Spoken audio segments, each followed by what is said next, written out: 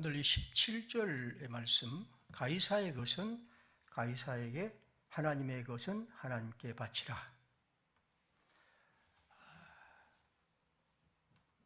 많은 사람들에게 이 말씀은 종교와 국가는 분리된다. 그래서 이 세상에는 종교란 영역, 신앙의 영역이 있고 또 다른 것은 국가란 영역이 있다. 정치 영역이 있다. 그죠? 그래서 하나님은 국가 권력에게 나름대로의 자율적인 어떤 힘을 주셨다. 그래서 기독교는, 신앙이란 것은 정치의 영역과 종교의 영역이 구분하기 때문에 종교는, 특별히 신앙은 정치의 영역에 관여하지 말아야 한다는 것이죠. 이런 결과로 신앙은 정치의 영역에 손대서는 안 되고, 정치란 것은 신앙과 다른 고유한 방식으로 작동한다고 설명했습니다. 아마 이런 것들이 가게 된 가장 큰 원인은 일반적으로 마틴 루터라고 그렇게 보통 얘기를 합니다. 물론 루터가 꼭 그렇게 주장했는지는 모르지만, 그러나 루터의 글에는 이렇게 국가의 영역과 정치의 영역과 종교의 영역을 구분했죠.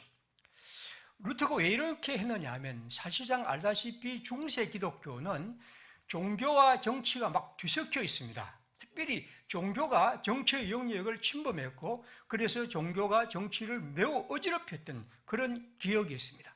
그래서 루터는 여러 가지의 신학적인 개혁을 했는데, 그 중에 하나도 이 정치와 종교를 분리해 보려는 그런 노력을 했죠. 저는 루터가 나름대로 그런 노력을 한 것은 당연하다는 생각을 일단 갖습니다. 그 결과 이제는 종교와 정치의 영역이 완전히 분리되고, 그래서 기독교는, 종교는 정치의 여러 일들에, 아주 포괄적인 정치의 일들에 관여할 필요가 없다고 생각했죠. 그래서 가이사의 것은 가이사에게, 즉 가이사는 그 당시 로마 황제를 말합니다. 로마 황제란 정치의 권력은 정치의 권력에게, 그리고 종교란 것은, 즉 하나님의 것은 하나님께 바치라고 그렇게 얘기를 하죠. 폴 존슨이라는 사람이 기독교 역사란 아주 큰 책을 하나 썼는데, 거기에 보면 그는 이렇게 얘기를 합니다. 예수는 물질과 정신, 이성과 저성을 명확하게 구분했다. 그래서 그는 자신이 유대인을 로마로부터 해방시키기 위해서 온 것이 아니라 모든 인간이 죄로부터 자유롭게 하는 방법을 보여주시기 위해서 오셨다. 그래서 예수의 목적은 새로운 체제를 수립하는 것이 아니라 뭔가 새로운 생활 방식을 보여주고, 그리고 그가 말하는 하나님 나라의 혁명은 전적으로 내적인 것이다. 그는 그렇게 얘기를 합니다. 그래서 예수는 다음 세상을 준비하는 방법, 다시 말하면 우리가 죽음 후에 살아갈 새로운 방법을 위해서 그 새로운 세상에 적합한 사람이 되는 방식을 가르쳤다. 그렇게 얘기를 합니다. 물론 그 결과 인간은 그리스도인은 이 세상에서 더 현실적이고 행복하고 더 착한 사람이 될 수 있다고 얘기를 하죠. 아마 우리가 한 번씩 들어본 책은 이제 루소의 사회개혁론입니다. 그러니까 서양의 책들은 대부분 기독교 문명이 있기 때문에 그런 사회학적인 책들도 역시 기독교적인 배경들을 많이 깔고 있고 그런 문제를 다룹니다. 루소는 사회개혁론에서 이런 얘기를 합니다. 그가 볼 때 초기 기독교는 오늘의 기독교가 아니라 이 종교는 뭔가 정치 체제와는 어떤 관계도 맺지 않은, 이것이 자기가 볼 때 초기 기독교란 것이죠. 그래서 이 초기 기독교는 그 시대에 어떤 영향을 줄 수 없었다고 그렇게 얘기를 합니다. 그가 볼 때 심지어 초기 기독교는 사회의 뭔가 가려갈 정신과는 반대되는 그런 데 관심을 가졌고, 그래서 지극히 영적인 종교고 하늘의 일에만 관심을 둔다고 얘기합니다. 그래서 기독교는 자신이 한 역사와 행동이 어떤 영향을 줄 것인가 하는 문제는 관심 없고, 어쨌든 내가 옳은 것이면 그렇게 하면 그만이고, 그 영향이 어떤 데에 대해서는 별로 큰 관심이 없다고 생각하죠.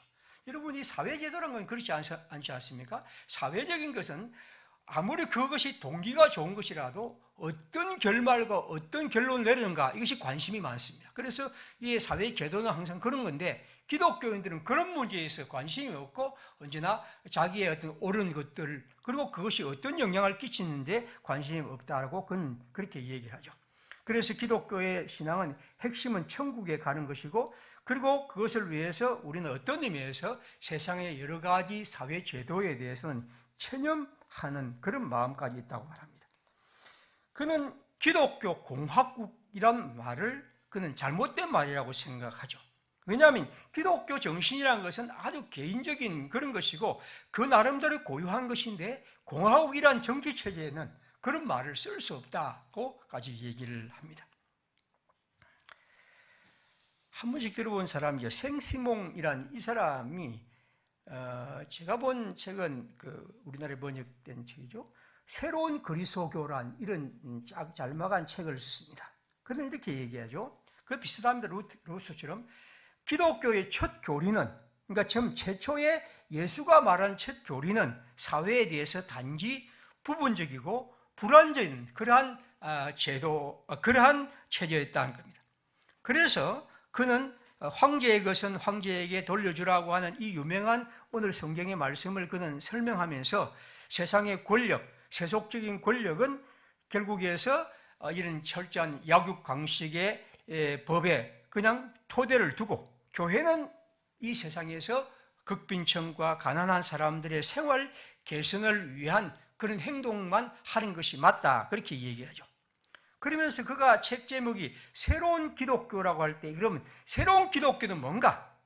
이제는 그런 영적인 일뿐 아니라 세속적인 이런 기관들도 모두 이제 변화되고 또 형제적인 어떤 원칙에서 이끌어내야 한다고 그렇게 얘기를 합니다. 물론 우리가 이 사람은 보통 공상적 사회주의자라 그렇게 얘기합니다만은, 아무튼 그에게는 이런 기독교를 그가 분석해 볼 때 초기 기독교의 어떤 한계들을 그렇게 얘기를 하죠. 제가 지금 막 그런 얘기를 하면 꽤 많이 여러분의 자료를 설명할 수가 있습니다.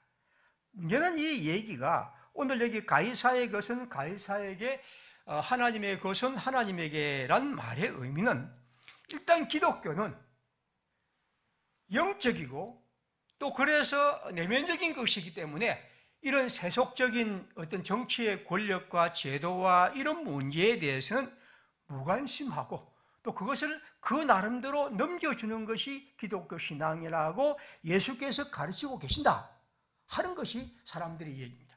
오늘도 한 번씩 여러분이 태극기 부대 이래 막 설치고 나면 한 번씩 그런 얘기가 나오죠. 아나운서들이 얘기를 합니다.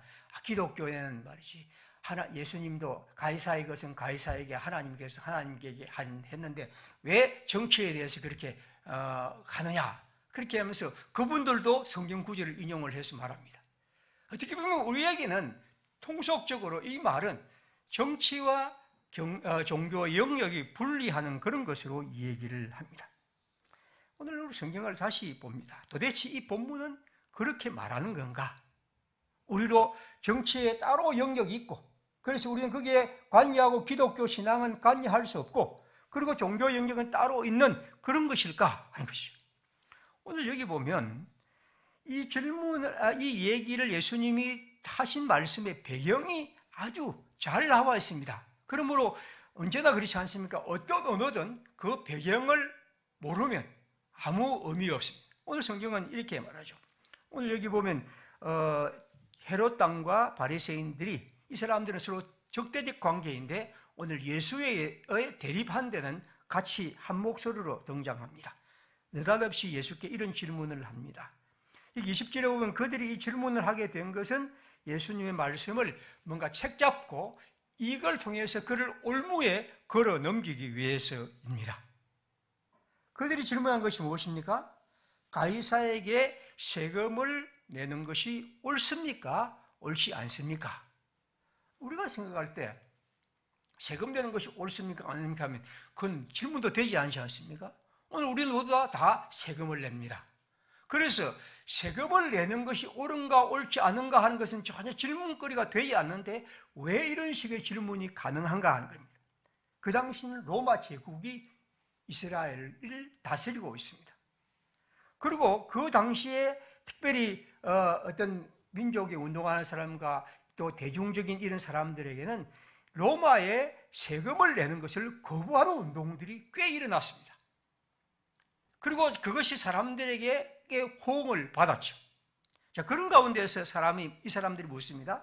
로마에게, 즉 세금을 내는 것이 옳습니까? 옳지 않습니까? 라고 할 때 만약 예수께서 세금을 내지 말라라고 대답하면 이 사람은 정치적인 그런 것이기 때문에 결국 로마 제국에 잡혀가서 그에 대한 어떤 형벌을 받게 될 것입니다. 그 다음 반대로 세금을 내라고 얘기하면 이 대중들, 즉 예수를 따르는 수많은 대중들이 예수에 대해서 실망감을 갈 수 있고 당신도 이제 별 수 없어 라고 그렇게 생각할 것입니다. 그러면 예수님의 이 대답은 진퇴양난입니다. 둘 중에 하나를 선택하게 되면 그 선택을 따라서 둘 다 문제가 될 수 있습니다.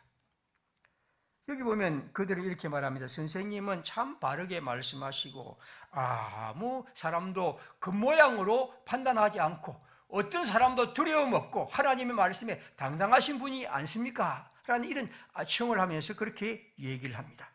그러자 예수님은 그들이 가진 돈, 즉 데나리온을 보여달라고 말하죠. 그래서 예수님께서 그들이 예수님께 데나리온을 가져옵니다. 그 데나리온은 가이사, 즉 황제의 흉상이 세워져 있고 그 흉상은 뒷면에는 아우구스도 이 황제 가이사 아우구스도 하면서 그 다음에 이 황제의 티베리우스 가이사라고 할 때 그 이름이 그게 적혀 있습니다. 그러면 예수님이 말씀합니다. 여기 누구의 형상이 새겨져 있는가? 예, 가이사의 것입니다. 그렇다면 여러분, 그것이 가이사의 것이라고 여러분이 생각하면 가이사에게 내십시오. 그러나 하나님의 것이라고 생각한다면 하나님에게 내십시오. 여러분, 이 대답을 한번 생각하면 어떻습니까? 실제로 이 대답은 아무 답이 아닙니다. 그러나 답이 아니면서도 매우 멋진 대답입니다. 왜냐하면 그들의 속임수, 그들이 어떤 흉계를 꾸미고 어떤 대답이든지 예수를 올무로 잡아 넣으려는 이런 순간에 예수님께서 그들에게 대답한 대답은 아무 대답도 아니면서도 가장 재미있는, 가장 놀라운 대답입니다. 그래서 그들은 그 대답을 듣고 여기 마지막에 보면 그저 놀랐다 그렇게 얘기를 했습니다. 예수님은 로마에게 세금을 내라 혹은 세금을 내지 말라 하는 이런 대답을 하지 않습니다. 오히려 이 예수님의 대답은 그들이 갖고 있는 생각, 그들 속에 들어있는 잘못된 예수 그리스도를 고발하려는 그런 생각들을 아시고 그들이 갖고 있는 생각을 드러냅니다. 여러분, 아까 말씀드린 것처럼 예수님이 그들에게 한번 동전을 가져와라고 하니까 그들이 황제의 동전을 가져왔습니다. 그쪽에는 분명히 티베리우스 황제의 흉상이 새겨져 있습니다. 오세일법에 따른다면 바리새인들은 그 형상을 들고 다니고 지니고 다니서는 안 됩니다. 왜냐하면 그것은 우상 숭배이기 때문에. 왜냐하면 그들에게는 이 황제의 흉상을 가지고 있는 것은 그들이 늘 생각했던 그런 신앙과 위배되는 것이죠. 그러나 예수님, 그들이 그렇게 말씀한 건 결국에서 너희들은 그렇게 나를 올가매기 위해서 이렇게 하는데 실제로 너희들은 위선적으로 너희들의 주머니에는 그 돈을 들고 다니며 그렇게 하고 있지 않느냐 하는 것입니다. 주님의 말씀은 그렇습니다. 그래, 이것이 가이사의 것이라고 생각한다. 그렇다면 가이사에게 내라. 그러면 가이사에게 주면 되겠군요. 제가 볼 때는 이렇습니다. 그 다음에 조금 더 떡을 들였습니다. 조금 가만히 생각하다가 예수님 말씀합니다. 그럼 하나님의 것은 하나님께 드리시오. 가이사의 것이라고 생각한다면 그래요. 가이사에게 드리시오. 하나님의 것이라고 생각한다면 하나님에게 드리십시오. 여러분, 이것은 단지 문장이 아니고 그 분위기 한번 쫙 젖어보면 예수님의 이 대답이 어떤 것인지를 우리는 조금씩 알 수가 있습니다. 그들이 예수님께 가이사에게 세금을 바치는 것이 옳은가 옳지 않는가라는 이 질문은 가만히 보면요, 단지 옳고 그름의 문제가 아니고 율법에 따르면, 하나님의 법에 따르면 정당한가 정당하지 않는가 하는 것입니다.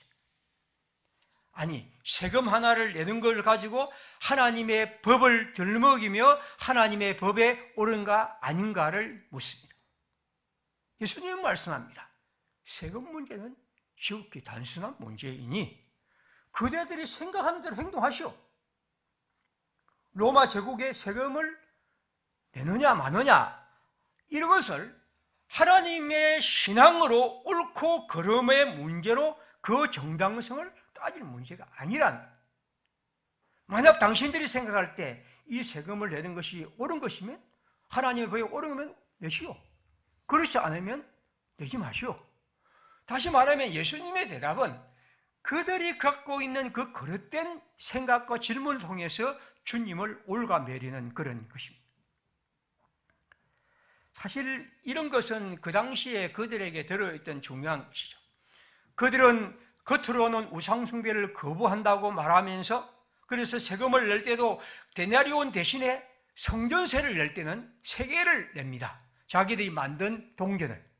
그걸 가지고 성전 세겔로 바꾸어서 하나님께 냅니다. 왜냐하면 우리는 우상을 섬기지 않는다. 여기에 흉상이 세우기에 있으니까 이건 우상이다 하고 그렇게 얘기를 합니다. 하지만 그들은 주머니에는 언제나 세겔, 이 데나리온을 넣고 다닙니다. 그들은 그렇게 로마 제국에서 겉으로 말하는 것 같지만 속으로는, 이면으로는 온갖 입금과 혜택을 누립니다. 어떤 의미에서 그들은 성전을 통해서 많은 치외법근을 누리고 그곳에서 자기의 이익을 추구하고 있습니다. 주님은 말씀합니다. 가이사의 것이 있다면 그래, 가이사에 드리시오. 하나님의 것이, 진정으로 여러분이 하나님의 것이 있다고 생각한다면 하나님께 드리십시오 라는 것입니다. 다시 말하면 이 말씀에서 더 중요한 것은 뭐냐면 하나님의 것입니다. 사람들은 이것을 병렬로 보고 있지만 이 성경은 어느 것입니다. 여러분이 가이사의 것이 있다고 생각한다면 사실상 이스라엘의 신앙에는 가이사의 것은 없습니다. 왜냐하면 모든 것은 하나님의 것입니다. 우주 만물과 모든 것은 하나님의 것입니다. 주님의 말씀처럼 이 세상에 참새 한 마리가 떨어지는 것도 주님의 뜻이 아니고는 일어날 수 없는 것. 그러므로 궁극적인 의미에서 가이사의 것은 없습니다. 모든 것은 하나님의 것입니다. 그래서 요즘 우리가 읽었던 로마서 11장 26절에 어떻게 했습니까? 모든 것이 주로부터 나오고 주로 말미암고 주에게로 돌아갑니다. 세세의 영광이 그에게 세세 있을 것이다. 모든 것은 주님의 것입니다. 가이사의 것을 특별하게 영적으로 정해놓은 건 있을 수 없습니다. 그래서 알다시피 이스라엘의 예언자들은 하나님의 영역, 하나님의 통치 안에서 모든 정치 권세를 비판하고 그것을 그렇게 주장했던 것이죠. 사람들은 가이사의 것은 가이사에게, 그리고 하나님의 것은 하나님의 것이고 라는 그리고라는 말을 가지고 마치 두 가지가 동등한 양 생각합니다. 있을 수 없는 일입니다. 신앙의 관점에서는 이것은 결코 동등할 수 없습니다. 하나님과 동등한 것은 이 세상에 아무것도 없습니다. 부모든 형제든 자식이든 그 어느 누구도 하나님과 동등한 것은 없는 것이고 하나님이 주님이십니다. 그러므로 가이사의 것을 당신들이 바친다고 한다면 바치시오. 그러나 하나님의 것, 모든 것이 하나님의 것이라면 여러분이 하나의 가이사의 것을 생각하는 그 관점에서는 언제나 하나님의 것, 하나님의 것을 생각하라는 것입니다. 예수께서는 두 영역을 구분하신 것이 아니라 실제로는 단 한 가지 영역, 하나님의 것만을 가르치셨습니다.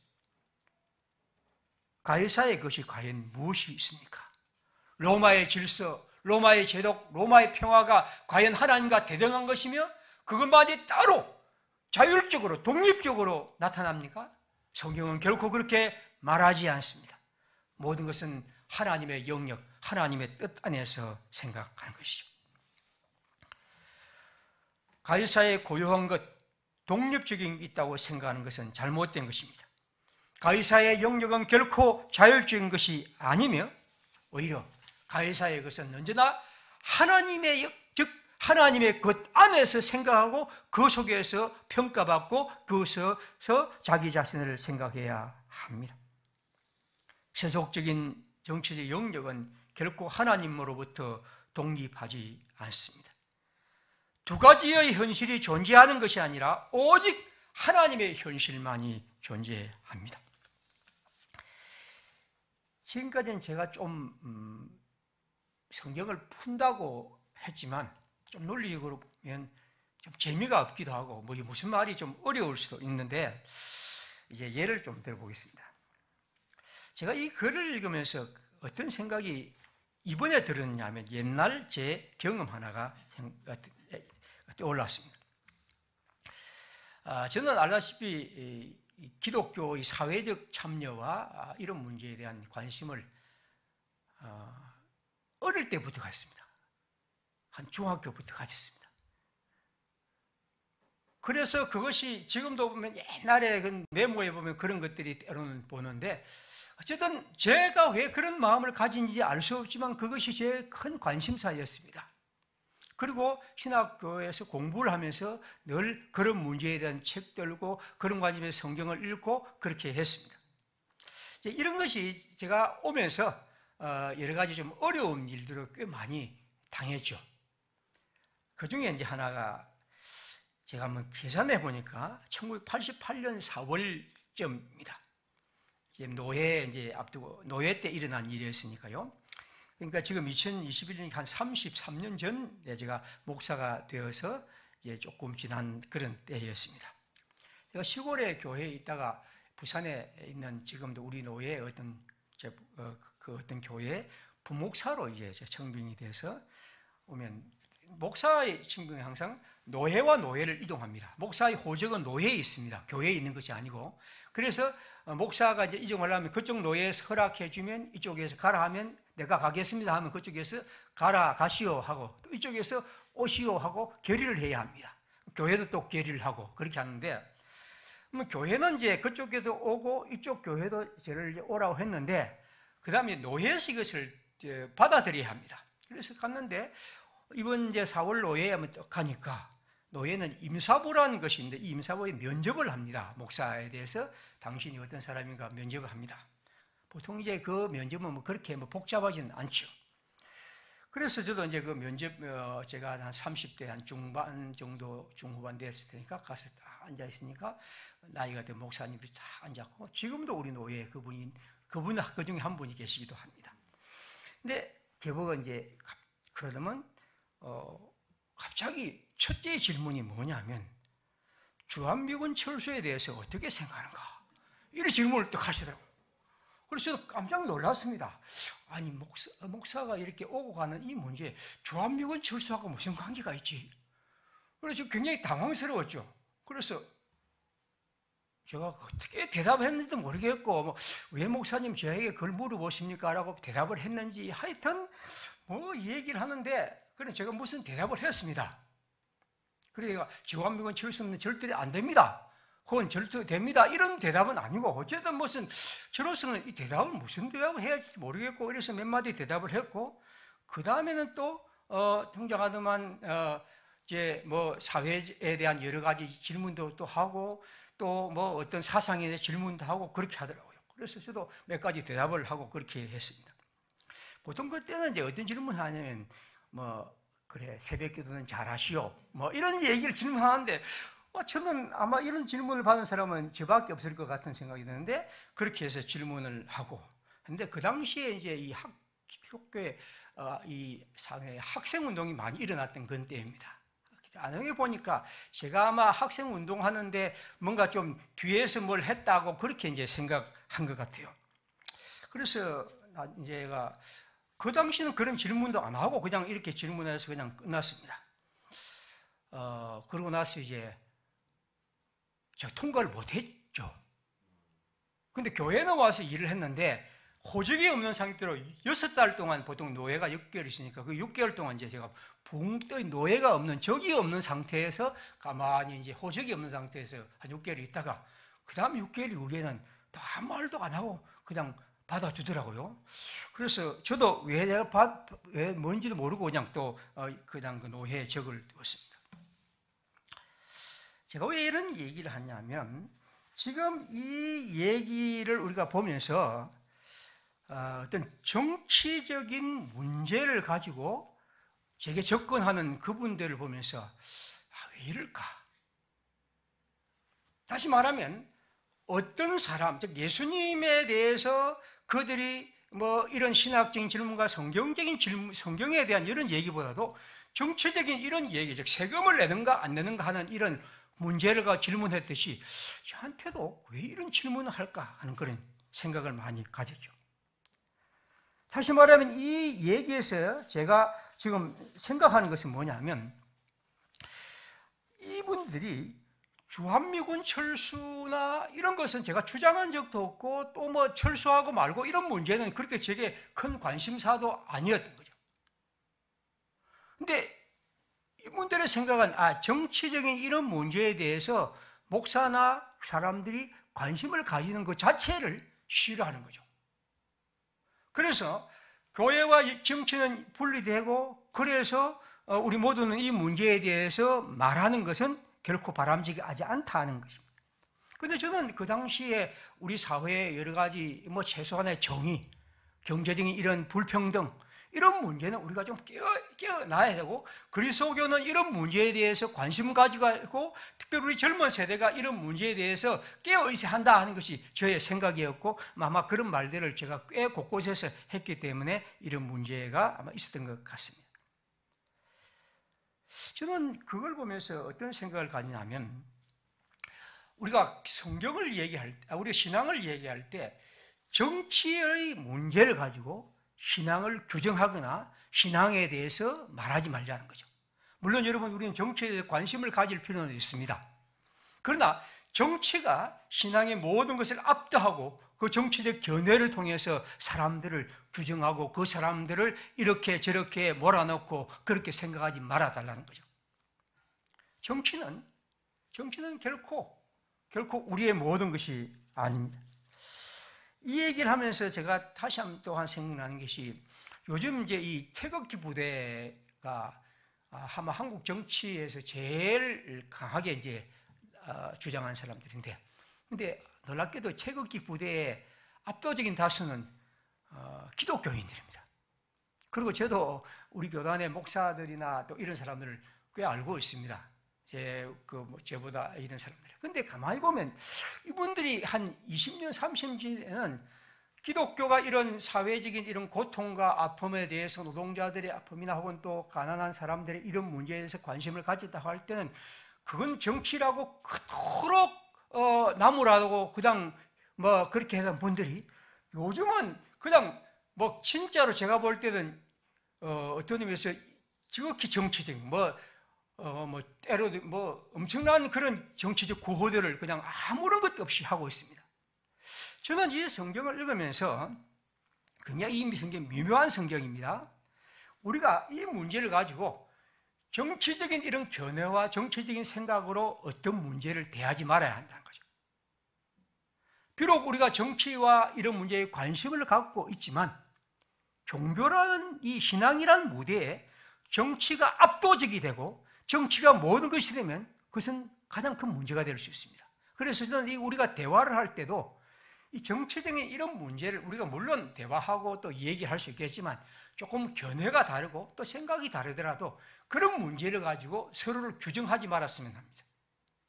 때로는 우리가 설득하고 얘기할 수 있겠지만 그런 모든 문제가 우리들을 또 다른 사람을 갈라내는 것이 되지 말아야 한다는 것이죠. 윌리엄 블레이크는 이런 얘기를 했습니다. 지금까지 알려진 가장 독한 독약은 가이사의 월계관으로부터 나온 것이다.